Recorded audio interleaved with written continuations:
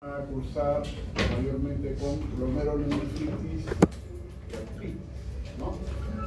Hay vasculitis como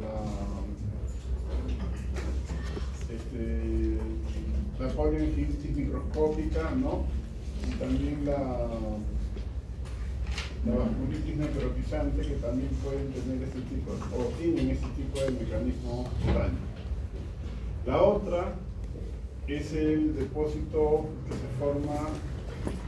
se da de forma localizada y que corresponde a la reacción de Artus, ¿ya?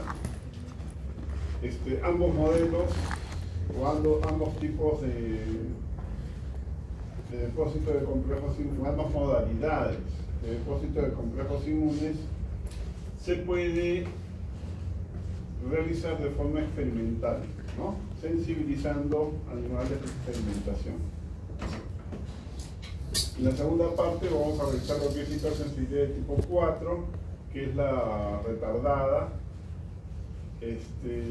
Según la definición de Kunz-Hell, este tipo de respuesta se caracteriza por la formación o la aparición o generación de infiltrados celulares, de células inflamatorias, que se van a dar a partir de la hora 12 aproximadamente. Bueno, la clasificación inicial, que se refería al daño dado por los linfocitos T citotóxicos y después aparecieron los macrófagos, ahora ya tiene 4 subdivisiones, ¿no? Dependiendo del tipo de activación que se tenga. La 4A corresponde a la activación TH1 con infiltrados por células mononucleares, principalmente macrófagos. La 4B va a ser por activación TH2 y el infiltrado va a estar dado preferentemente por eosinófilos, o bueno, va a estar dado definitivamente por eosinófilos. El tipo 3 o 4C, ¿no? Es la que realiza el linfocito T citotóxico, ¿ya? El CD8 activado, que es el citotóxico. Y la 4D corresponde a la activación TH17 con presencia de infiltrados de tipo neutrofílico, ¿no? Va a haber una inflamación neutrofílica que da lugar a la generación de pústulas que tienen la característica de ser acépticos. Uno cultiva en la pústula, cultiva la secreción, no ofrece nada. Bien, entonces durante las respuestas inflamatorias los complejos inmunes se van a formar y van a tener la característica, bueno, lo que tiene que suceder es que estos complejos inmunes sean tomados, ¿no?, por sistemas que permiten, que evitan o impiden su depósito, ¿ya? Entonces tenemos dentro de dos sistemas, ¿no? Entre ellos está que el complemento, la molécula C3 de complemento, tiene la función de mantener los complejos inmunes solubles, ¿no? Y estos complejos inmunes solubles después van a ser recogidos, digamos así, por los hematíes. Los hematíes tienen en su membrana o expresan la molécula receptor 1 de complemento, y es valiéndose de este receptor que capturan los complejos inmunes para después transportarlos al vaso y al hígado. Y en el vaso y en el hígado, esos complejos moleculares van a ser retirados y eliminados, ¿ok? Bueno, entonces concluimos de que el complejo inmune no tiene que depositarse, tiene que ser removido por el sistema macrofágico mononuclear. Como les decía, hay dos formas como se mantienen solubles los complejos inmunes. Uno es a través de esta proteína, la glicoproteína rica en histidina, ¿no? Es una molécula que se sintetiza en el hígado como cualquier proteína de fase aguda y se combina directamente con los complejos inmunes, impidiendo su depósito.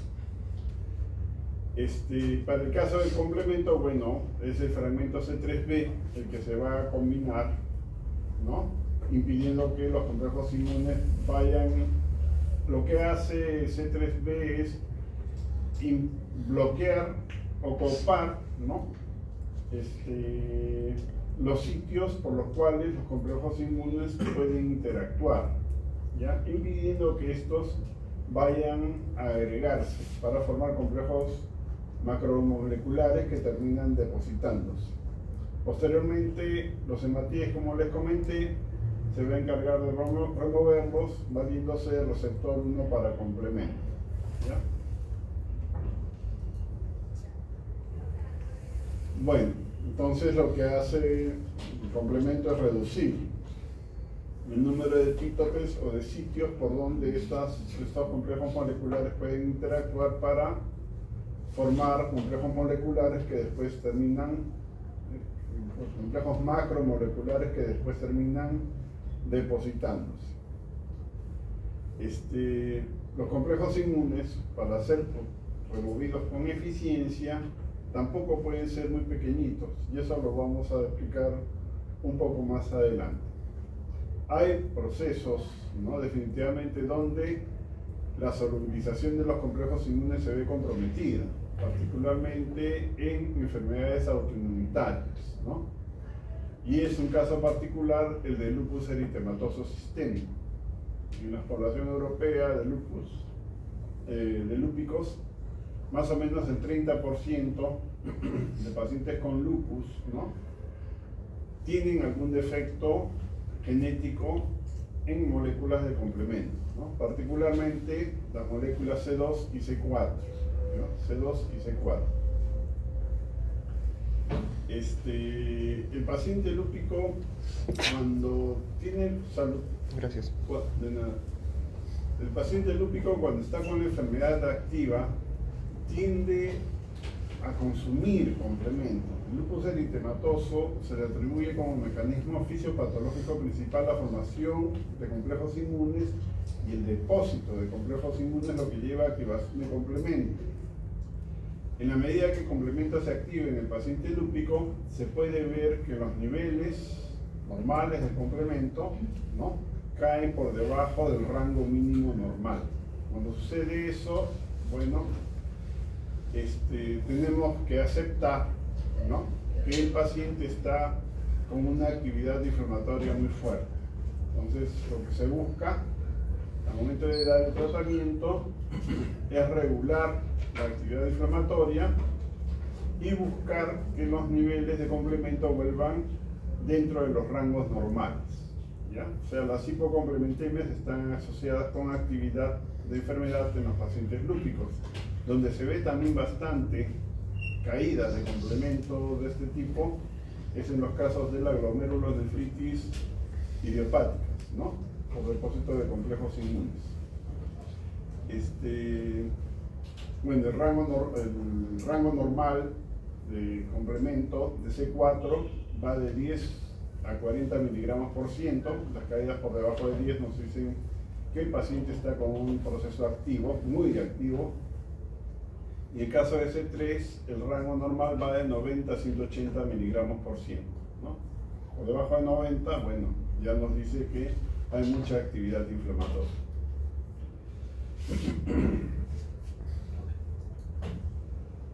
Bien, en la gráfica, entonces, concluyendo, se forman los complejos inmunes. Estos complejos inmunes se van a asociar, o el complemento se va a asociar a los complejos moleculares, y después estos complejos moleculares son capturados por los hematíes para llevarlos al hígado y al vaso para que finalmente puedan ser removidos.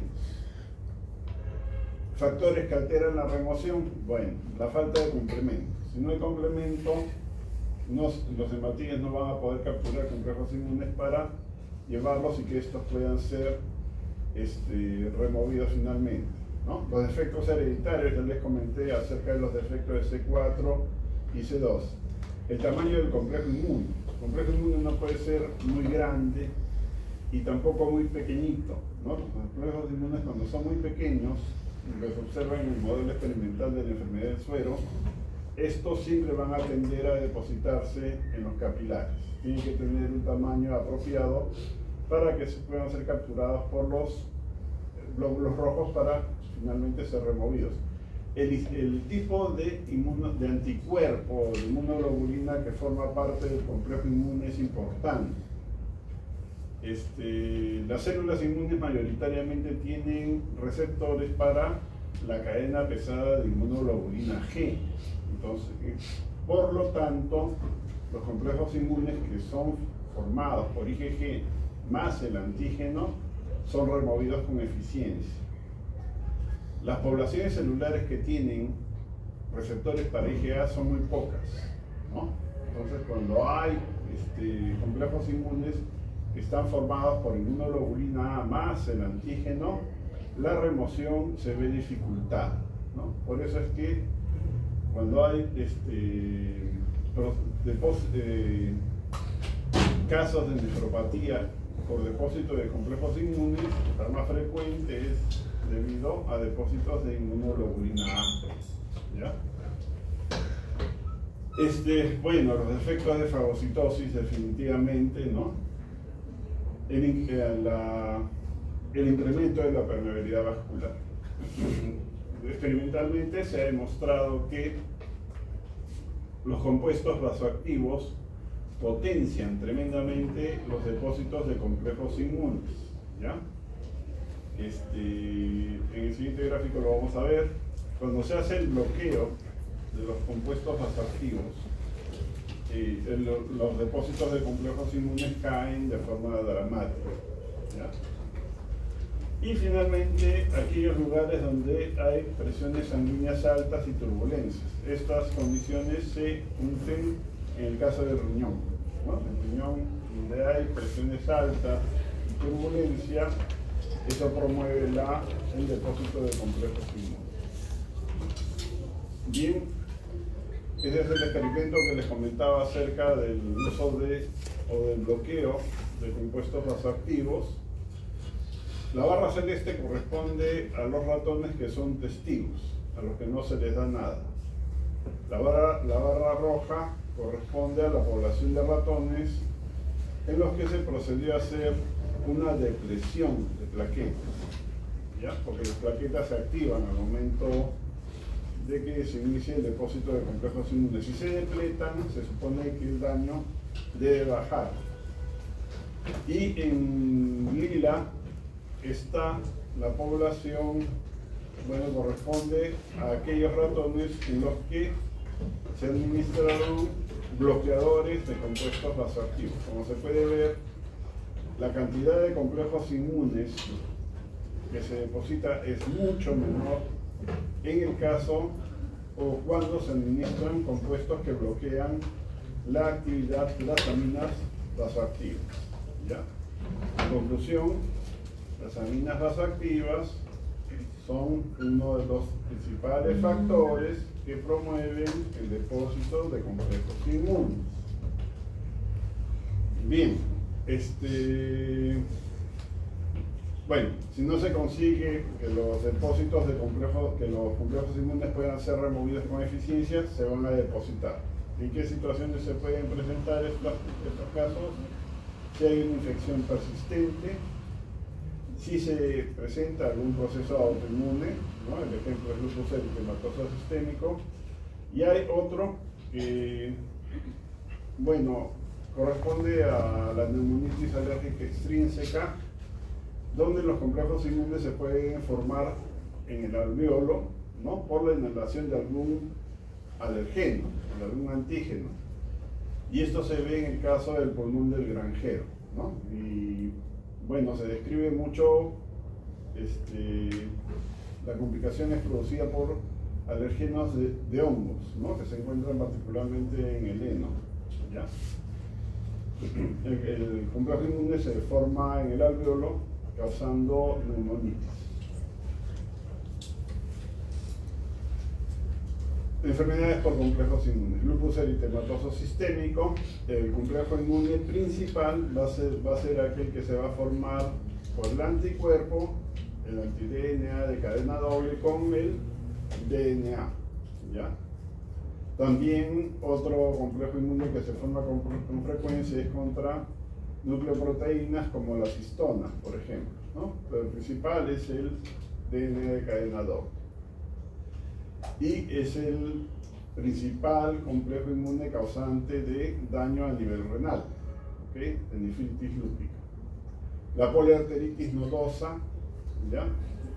Es una vasculitis que se debe a depósito de complejos inmunes y se ve, no es la única, bueno, una de las causas de este tipo de manifestación es las infecciones por virus B, ¿no?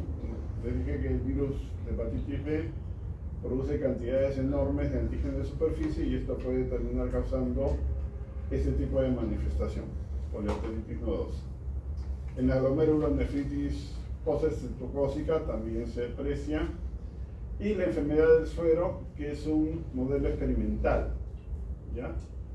La enfermedad del suero consiste en tomar un animal de experimentación y proceder a sensibilizarlo, ¿no? Una vez que se tiene la certeza de que el animalito está bien sensibilizado, lo que se hace es colocarle una carga endovenosa del antígeno, una carga muy alta, de manera que se asegura la formación masiva de complejos inmunes, con la particularidad de que estos complejos inmunes no van a poder ser removidos con eficiencia por el sistema macrofágico mononuclear, y estos complejos inmunes van a terminar depositándose. ¿Dónde se van a depositar? Principalmente en riñón, ¿no?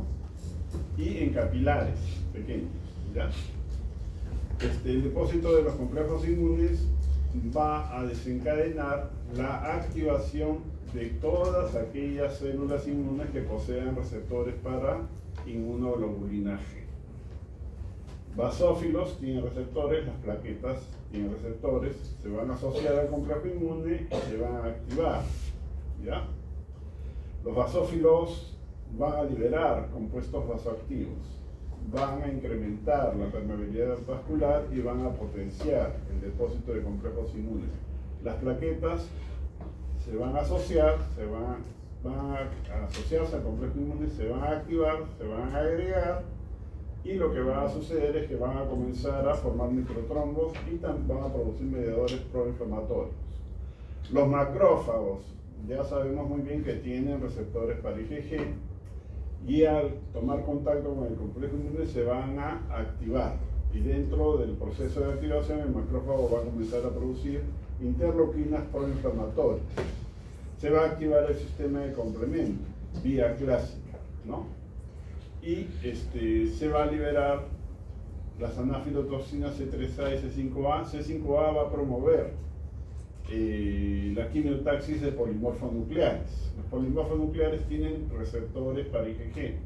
Al asociarse al complejo inmune, los polimorfos nucleares se van a activar y se van a degranular, y eso va a destruir el lecho vascular.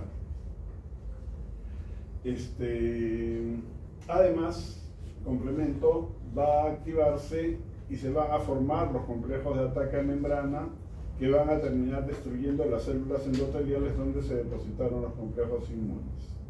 ¿Ok? Bueno, esto es lo que debe ser, que el complejo inmune sea captado por el hematíe para ser removido en hígado vaso, y esto es lo que sucede, ¿no? Si se deposita. Si se deposita el complejo inmune, las células, como los basófilos y las plaquetas, interactúan con estos complejos moleculares y se van a activar. Y va a pasar lo que les comenté hace un rato, ¿ya? Un evento que no se debe poner a un lado es este de acá, ¿no? De la liberación de aminas vasoactivas, que van a potenciar enormemente el depósito de complejos inmunes. Bueno, las plaquetas se agregan, forman microtrombos, ya lo comenté, ¿no?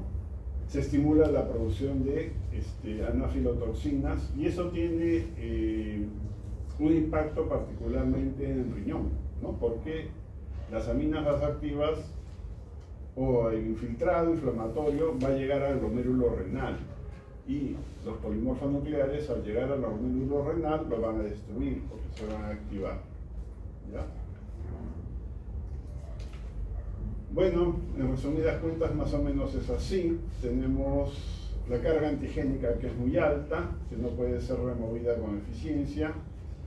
Están los anticuerpos circulantes, ¿no? Que son producidos por las células plasmáticas y estos a formar complejos inmunes se van a depositar sobre las paredes de los capilares, ¿ya? Se van a activar las células inflamatorias, se va a activar complemento, se va a liberar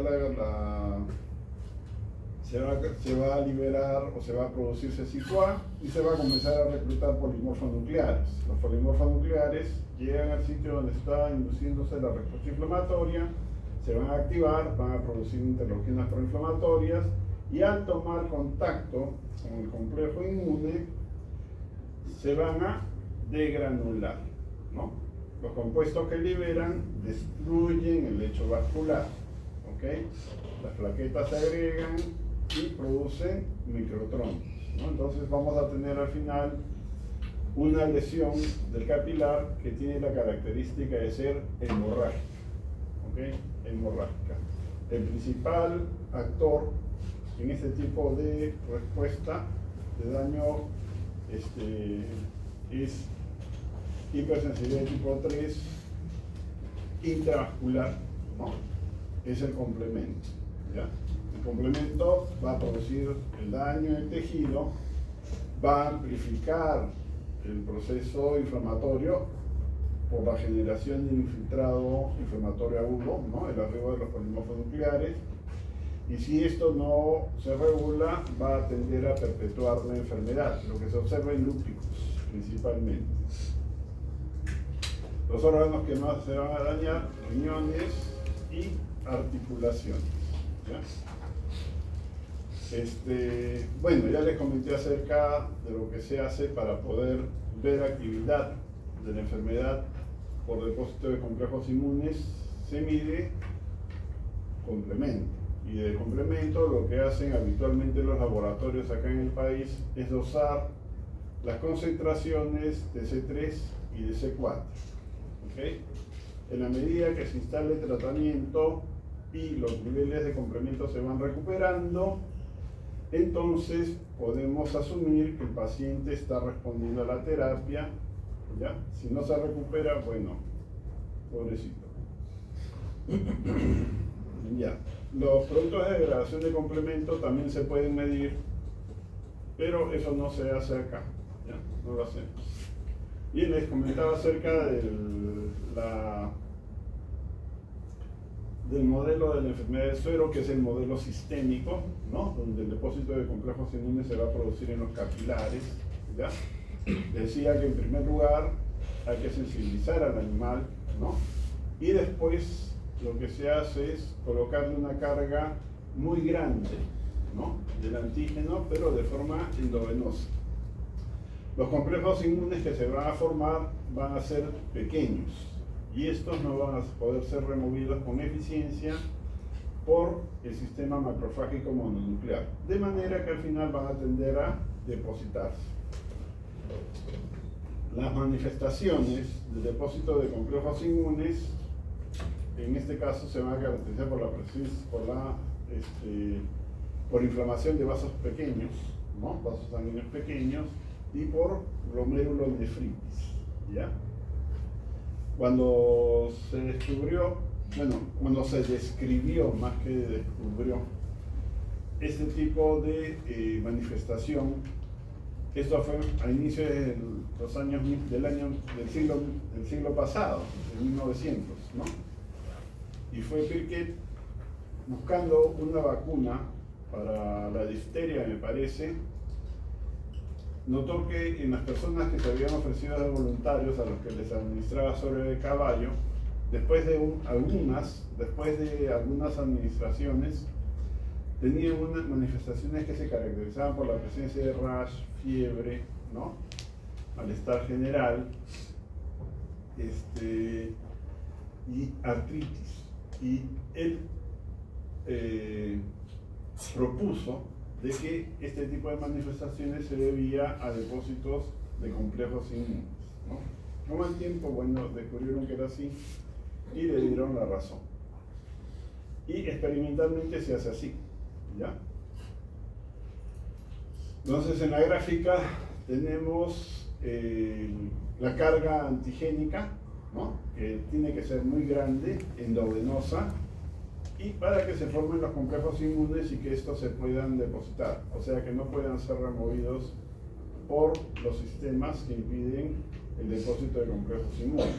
En la medida que el complejo inmune está circulando o es detectable, vamos a tener las manifestaciones de nefritis y arteritis, o sea, inflamación de vasos pequeños, ¿ya? Y una vez que el complejo inmune logra ser removido, entonces solamente las manifestaciones cesan y solamente tendremos el anticuerpo libre circulando.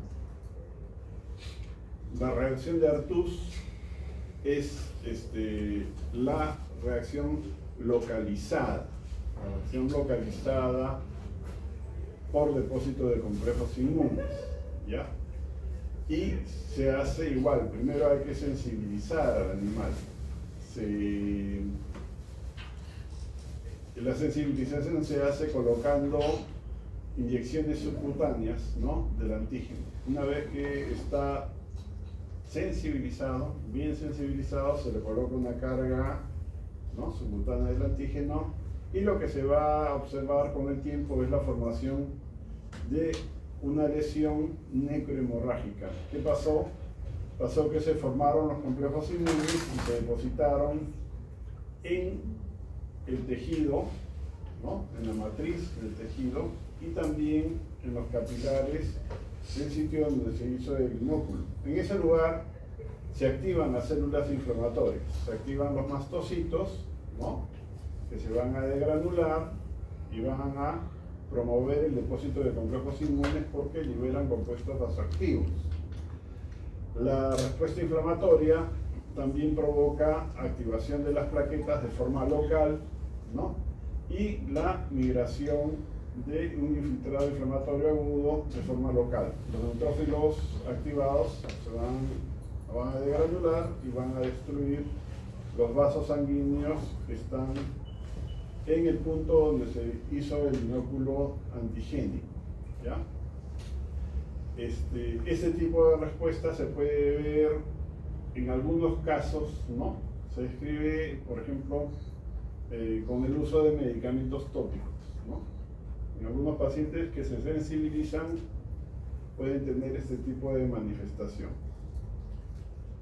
Esta es la reacción, ¿ya? Es una reacción necrohemorrágica localizada, y como se puede ver, hay extravasación, pues, de hematíes, ¿no?, en el punto donde se está produciendo el daño. Bien, vamos a revisar lo que es hipersensibilidad de tipo 4. Hoy día vamos a terminar más temprano.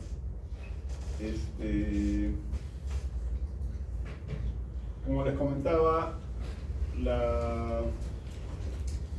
en la clasificación de Coombs y Hell, ¿no?, ese tipo de respuestas se comienzan a presentar a partir de la hora 12, según lo que dice, ¿no? Y como les comenté al inicio, hay 4 modalidades, ¿ya?, dependiendo del tipo de activación que se vaya a tener, ¿no? Puede ser 4A, TH1, 4B, TH2, 4C, el citotóxico, y 4D, el TH17, ¿ok?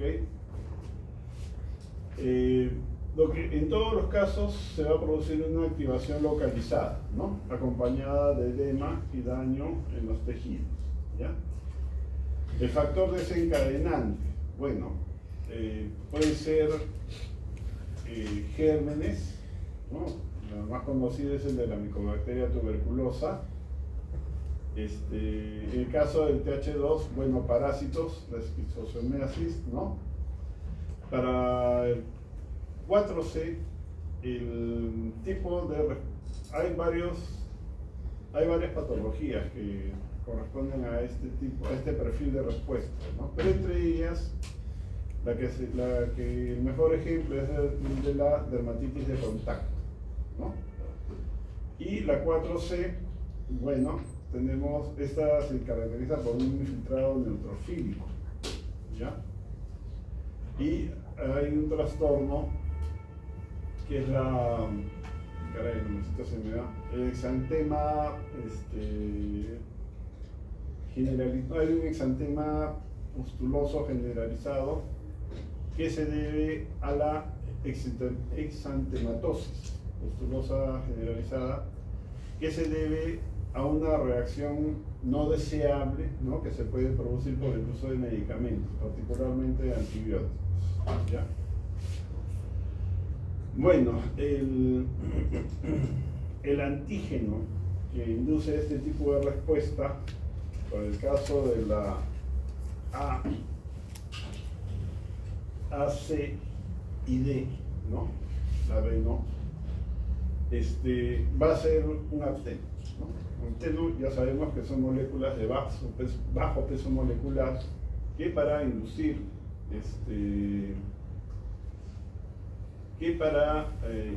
una respuesta inmune requiere asociarse con alguna otra molécula. Siempre va a ser una proteína, ¿no? Se va a conformar un neoantígeno,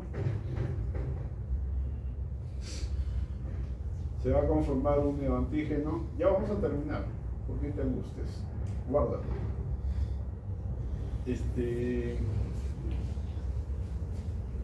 Se va a conformar un neoantígeno. La proteína con el apteno va a ser tomada por la célula presentadora, la célula dendrítica, se va a procesar, ¿no?, todo, y al momento de la presentación antigénica, la célula dendrítica va a presentar el apteno asociado, ¿no?, a un pedazo o una porción de la proteína con la que el apteno se juntó. Esa modalidad de presentación antigénica se le llama, es un fenómeno que se llama apteno acarreador. Es una modalidad de presentación antigénica apteno acarreador, ¿ya? Como les decía, este tipo de respuestas se presenta a partir de la hora 12, o sea, tarda, ¿no?, comparado con los otros tipos de reacción. En el caso de las respuestas de hipersensibilidad de tipo 1, hay una combinación. Primero es la respuesta inmediata, que está mediada por la IgE y la actividad de los mastocitos, y después hay una forma tardía. En el asma alérgico se ven las dos modalidades, ¿no?, la reacción inmediata, y a partir de la cuarta, sexta hora, si la respuesta inflamatoria persiste, lo que se va a observar es el arribo del infiltrado de eosinófilos, ¿no?, que corresponde a la fase tardía de este tipo de reacción, ¿ya? Y el eosinófilo lo que se va a comportar en el contexto de una hipersensibilidad de tipo 4. Bueno, van a haber obviamente linfocitos TCD4 antígeno específico. Bien, como les comentaba, hay 4 modalidades, 4A, ¿no? TH1, la interleuquina va a ser el interferón gamma. Esto se observa, el ejemplo siempre es el de la tuberculosis, ¿no es cierto? Y se caracteriza por la formación de reacciones granulomatosas, ¿no? El granuloma es una organización celular que responde a un estado inflamatorio, en el cual el sistema inmune es incapaz de remover el antígeno, ¿no? La persistencia del estímulo antigénico hace que se formen agregados de macrófagos con linfocitos T, ¿ya? Y esto se organiza, al medio se va a encontrar la población de antígenos con una población de macrófagos especial que están formando sincicios celulares, o sea, macrófagos que se han fusionado para formar una célula que se llama célula gigante multinucleada, que deben haber visto cuando hicieron histología, ¿no es cierto? Que era una célula rosadita, contaban los núcleos, unas tenían 20 núcleos, otras tenían 50 núcleos, y uno se cansa de contar núcleos, ¿no? Es aburrido y entretenido a la vez, ¿no es cierto? Bueno, una característica que tiene la célula gigante multinucleada es que el citoplasma es hialino, lo que nos dice que ya no tiene organelos, ¿ya? Y corresponde a las etapas finales de la diferenciación de los macrófagos. Después tenemos a los macrófagos activados y a los linfocitos T, TH1, ¿no? También que forman parte de la zona externa del granuloma. El 4B, les decía, para el caso de esquistosomiasis en particular, ¿no? Y el infiltrado, bueno, es un TH2 y el infiltrado va a ser de eosinófilos. Eso ya lo estamos viendo hace tiempo.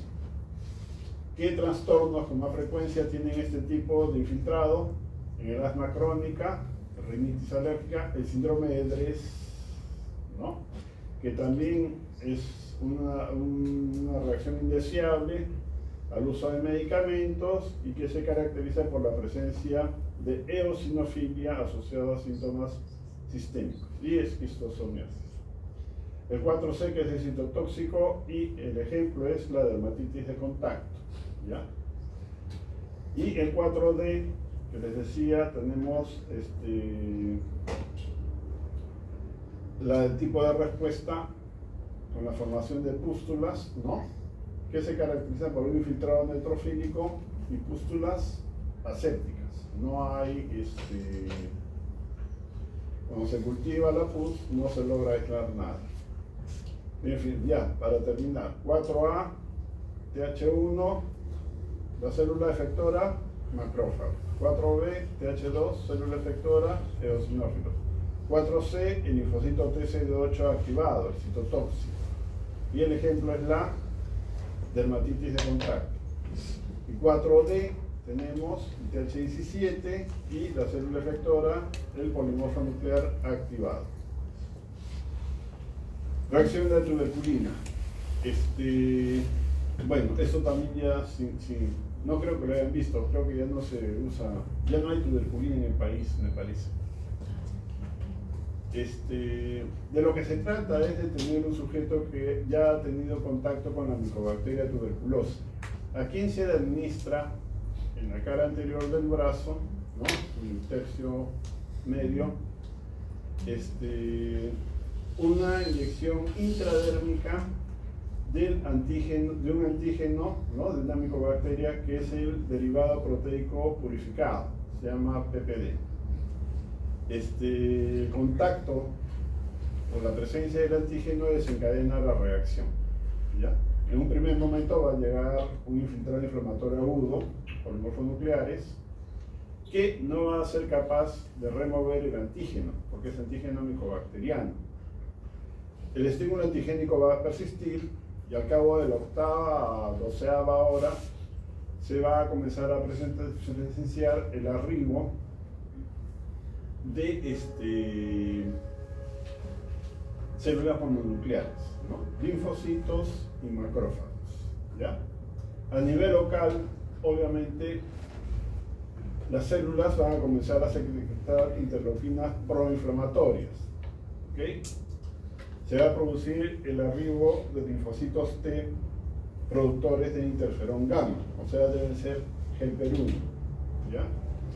Y estos van a activar a los macrófagos que van a comenzar a producir interleuquinas proinflamatorias. Se va a instalar la respuesta inflamatoria localizada, se van a expresar las moléculas que promueven, ¿no? La extravasación celular y se va a formar el infiltrado inflamatorio a nivel local. ¿Qué moléculas de adhesión se van a expresar? Las que estimulan el interferón, el factor de necrosis tumoral, principalmente selectina E, BCAM1 y la BCAM1, ¿ya? Como les comentaba al inicio, el infiltrado es de polimorfonucleares y después se reemplaza por el infiltrado mononuclear, ¿ya? ¿En qué momento la reacción encuentra el pico alto? A las 48 horas. ¿Ya? Normalmente este tipo lo que se obtiene en el punto donde se ha colocado el inóculo es una pápula que es una pápula dura, es una pápula indurada, y la induración se produce porque en el sitio donde se está produciendo la respuesta inflamatoria se generan depósitos de fibrina, ¿ya? Por eso es una pápula dura. Bien, 80-90% del infiltrado celular corresponde a monocitos, ¿no? O sea, hay activación TH1 y hay migración de monocitos que deben haberse activado en su forma clásica. ¿Okay? Esto debe resolver a la semana, ¿no? A las 10 días, ¿no? A los 10 días en realidad, ¿no? 10 días, 2 semanas, ya la lesión debe haber desaparecido. ¿Okay? Entonces, al inicio se coloca la tuberculina, que es el PPD o derivado proteico purificado, ¿no? Al inicio va a haber un infiltrado inflamatorio agudo, siempre hay un infiltrado inflamatorio agudo, ¿eh? Que después, como no logra remover el antígeno, es reemplazado por el infiltrado mononuclear. Ya a las 48 horas tenemos la respuesta más alta y esto debe caer en declive y desaparecer a partir de los 10 días más o menos.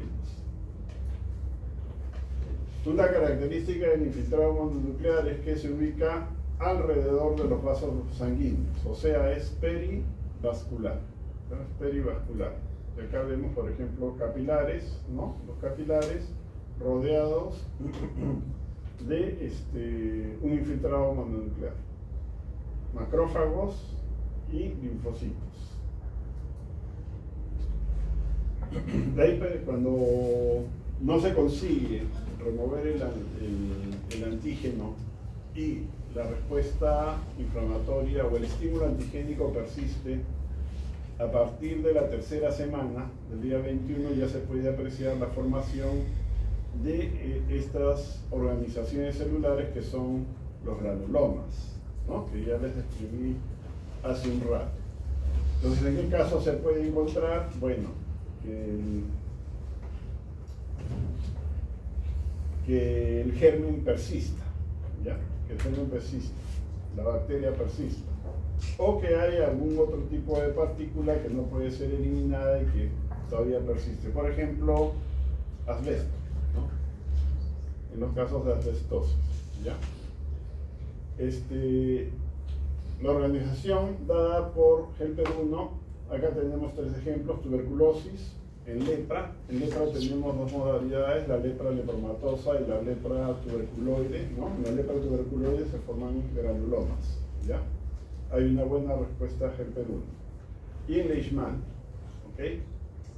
Y TH2 en los casos de esquistosomiasis. Ahora, partículas que pueden dar lugar a la generación de este tipo de estructuras celulares, bueno, tenemos acá ejemplos: circonio, berilio, en los casos de sarcoidosis, ¿no? Y también en enfermedad de Crohn. Y esta es la organización celular. Al medio les decía las células gigantes multinucleadas, que son, repito, sincicios celulares. La célula gigante multinucleada es producto de la fusión de otras células, que son, ¿qué cosa? Macrófagos, ¿ya?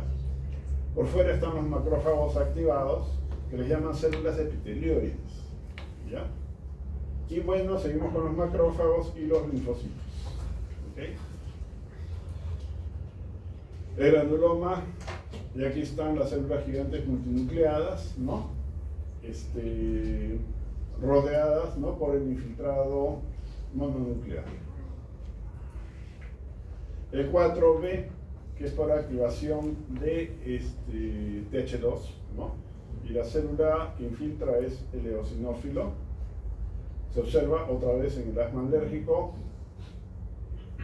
que tiene 2 fases: la aguda, que si no se resuelve el acceso asmático inmediatamente, o no manejan bien la terapia de manejo del paciente asmático y pasa a la segunda fase, vamos a tener el infiltrado eosinofílico, ¿no? Hay una prueba que se puede, bueno, en algunos sitios la hacen, que es la búsqueda de cristales de Charcot-Leyden, que son los cristales que se forman como consecuencia de la presencia del infiltrado de eosinofilia, ¿ya? Y se buscan en esputo de los asmáticos. Y tenemos la respuesta a parásitos en caso de esquistosomas, ¿no? Y en la fotografía está el esquistosoma rodeado de eosinófilos, ¿ok? Acá hay otro esquistosoma y también está rodeado de eosinófilos. El linfocito que está presente es Helper 2. La 4C, esta es por el daño lo produce el linfocito TS8, principalmente citotóxico, y va a producir lesión celular, bueno, valiéndose de los mecanismos que ya conocemos, mediados por perforinas, enzimas y también por interacciones faz-ligand, ¿ya? ¿Qué ejemplos de enfermedades tienen este tipo de mecanismo? El síndrome de Stevens-Johnson, la necrólisis epidérmica tóxica y la dermatitis de contacto, que de repente es el mejor ejemplo. En la dermatitis de contacto tiene que haber una etapa de sensibilización, y el apteno que va a inducir este tipo de respuesta tiene la característica de ser liposoluble, ¿ya? O sea, tiene la capacidad de poder atravesar la barrera epitelial, ¿no? Que es rica en níquel. Ejemplos de este tipo tenemos níquel, cromo, el látex, que es muy común, y el pentadecatecol. De repente algunos de ustedes, cuando usaban sus prendas de vestir, y por ahí había alguna que tenía el elástico, no estaba forrado, sino estaba expuesto, ¿no? La parte del látex, y tomaba contacto con la piel, después tenía una marca roja. Esa es la dermatitis de contacto, ¿ya? Esa es la dermatitis de contacto. Es una lesión localizada y que se ubica exactamente en el punto por donde ingresó el antígeno, ¿ok? Tarda más o menos hasta que cesa completamente la lesión, tarda más o menos 2 semanas, ¿ya? O sea, 2 semanas sin rascarse, ¿ya? 2 semanas sin rascarse, ¿ok? Porque si se rascan, entonces el daño va a continuar, ¿no? Se va a estimular la respuesta inflamatoria. Bueno, estos antígenos tienen la característica de ser lipofílicos, ¿ya?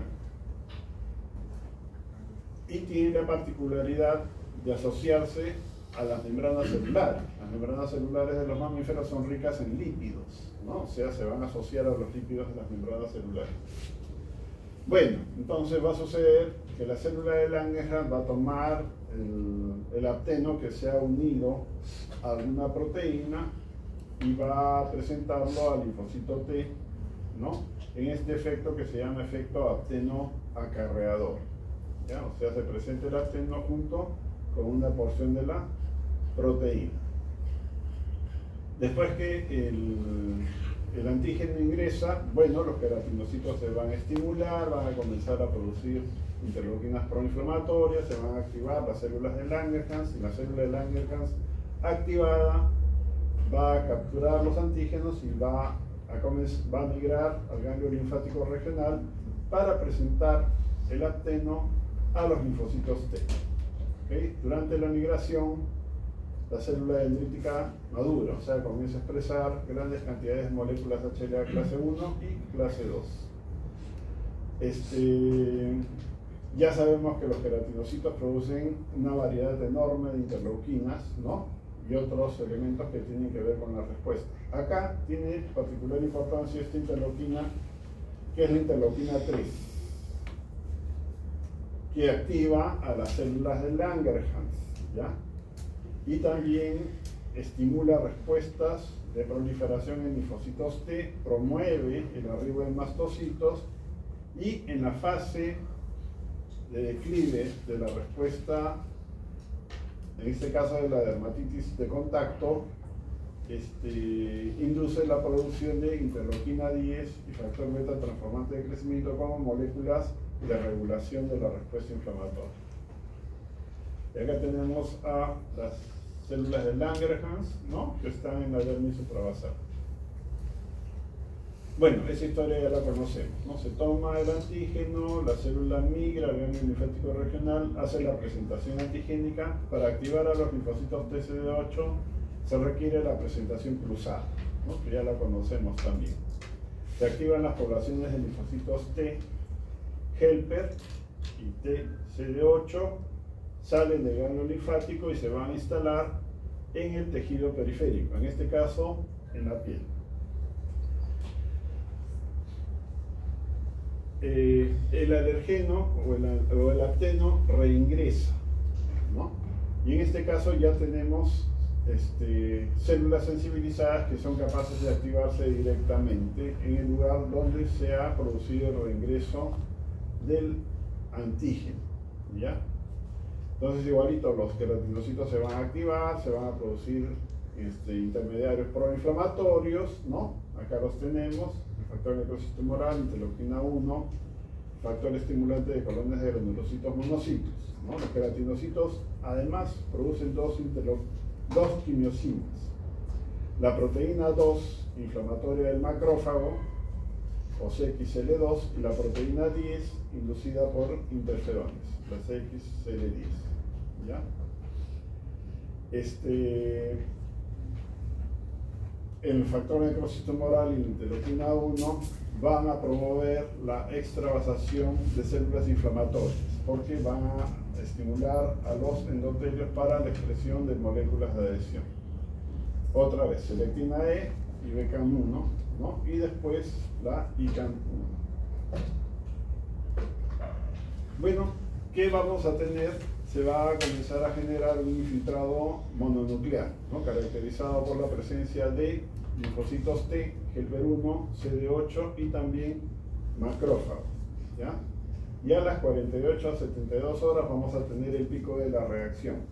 Los linfocitos TCD8 activados van a comenzar a interactuar con los TH1 y los CD8 van a comenzar a producir interferón gamma, en primer lugar, que es una molécula proinflamatoria que va a activar a los macrófagos que van a producir interleuquinas de la respuesta inflamatoria aguda, ya amplificando la inflamación. Además, los linfocitos TCD8 van a comenzar a interactuar con los queratinocitos que expresan a los que, digamos así, se les ha acoplado el apteno.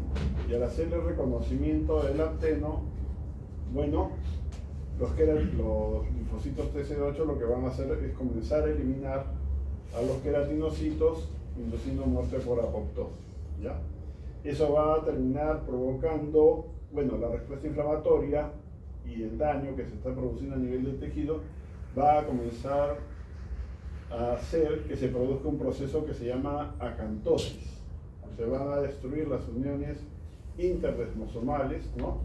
Y los queratinocitos van a comenzar a separarse. La separación va a ser ocupada por líquido y se va a poder apreciar en la forma de lesiones ampollares, ¿ya? Y acá tenemos entonces el reingreso del antígeno, se produce el arribo de las células inflamatorias mononucleares, ¿no? Dividieron TH1, CD8, se activan, comienzan a producir interferón gamma, que activa a los macrófagos, que amplifica la respuesta inflamatoria, y los linfocitos TCD8 comienzan a interactuar con los queratinocitos para irlos destruyendo. La respuesta inflamatoria produce la destrucción de las uniones interdesmosomales, ¿no?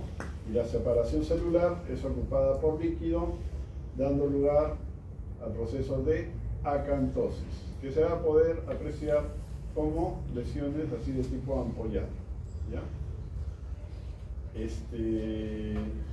No son vesículas, porque las vesículas son tabicadas, ¿ya? Estas son ampollas. Bien, el declive se inicia a partir del tercer día, ¿no? Y si no se rascan, a las 2 semanas debe desaparecer todo. ¿Qué interleuquinas van a regular la respuesta? Interleuquina 10 y el factor beta transformante de crecimiento, la producción de prostaglandina 2 va a bloquear la actividad de interleuquina 1 y interleuquina 2. Van a aparecer la población de linfocitos T reguladores que se caracterizan por la expresión de ese factor de transcripción nuclear que es el FOXP3. ¿Ya? Y la luz ultravioleta también, ¿no?, colabora con este tipo de regulación. La 4D les decía que es TH17 y infiltrados de polimorfos nucleares, ¿no? Estos linfocitos producen esta quimiosina, la CXL8, que es la interleuquina 8, y factor estimulante de colones de granulocitos monocitos, ¿ya? Se ve en el ejemplo es este caso de la pustulosis exantematosa generalizada, ¿ok? Y es una reacción indeseable a medicamentos. Otros ejemplos, la enfermedad de Behçet y la psoriasis pustular. La pustulosis exantematosa, esto está mal, generalizada, bueno, esto es por aquí está, las pústulas, como les comentaba, son pequeñitas, puntiformes y tienen la característica de ser estériles, no están limitadas a los folículos pilosos, ¿okay? Por eso dice que no son foliculares, ¿ya? Y la causa es fármaco, o sea, es una forma de iatrogenia, ¿no?, que es el daño involuntario, ¿no?, que le hace el médico al paciente, ¿ya? Bueno, obviamente se van a activar los linfocitos TH17, se van a producir interleuquina 17, factor estimulante de colones de granulocitos monocitos, interleuquina 8, que es la quimiosina CXL8, van a arreglar los polimorfos nucleares que van a formar parte del infiltrado celular característico. Y aquí está, ¿no?, la pustulosis exantematosa generalizada, ¿ya?